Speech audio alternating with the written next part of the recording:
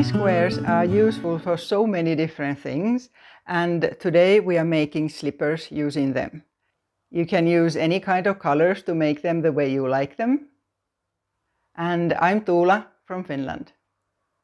I'm wearing a shawl at the moment that I finished a couple of days ago, and there's a video where I'm showing how you make a shawl like this here. So you can check that out as well. And then on to our granny square slippers. We need 7 granny squares for this, and I'm not crocheting the granny squares on this video because I have this other video where I show in detail how you make it if you haven't made them before. That video is linked in the description as well as at the top corner here. Granny squares can have different numbers of chains in between these groups of double crochets, but in this one there's no chains in between the groups, and there's 1 chain in the corner. So there's that slight difference to the other video. The size of the slipper is determined so that when you set 2 squares like this here, the length of the sole is when you go diagonally across 2. So after you get 1 square done, you can see if it's the right size. Leave a fairly long tail with each of the squares to use for sewing them together.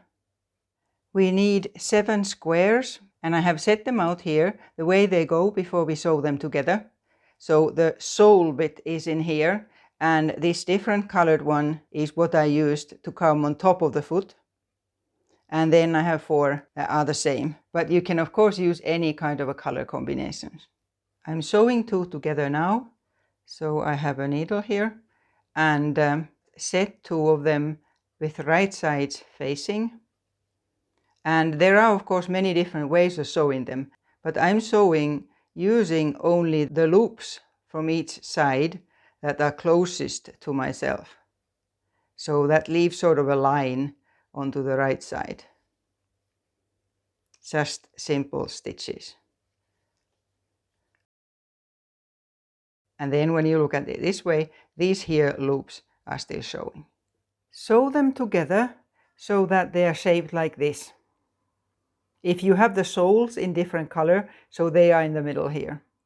I'll soon put up a diagram on how you sew them together, but I'll show it here too. This here is the heel, so these 2 go together like that, and then this goes there and this in here. So it will be like that, and after that's done, you'll turn it and fold the front bit over and sew that in here. And here's also the diagram on how you sew them together. Here it's sewn up, and then you need a piece of ribbon of some sort. Mine is just twisted yarn, and take the front of it and pass the folded ribbon through the corner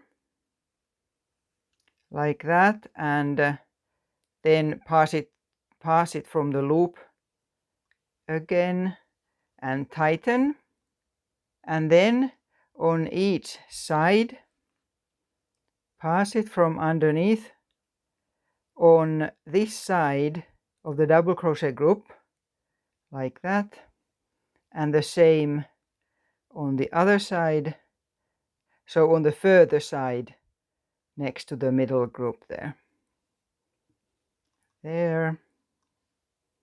And then when you wear them, you tie them here. And here they are, all finished. Thank you for watching.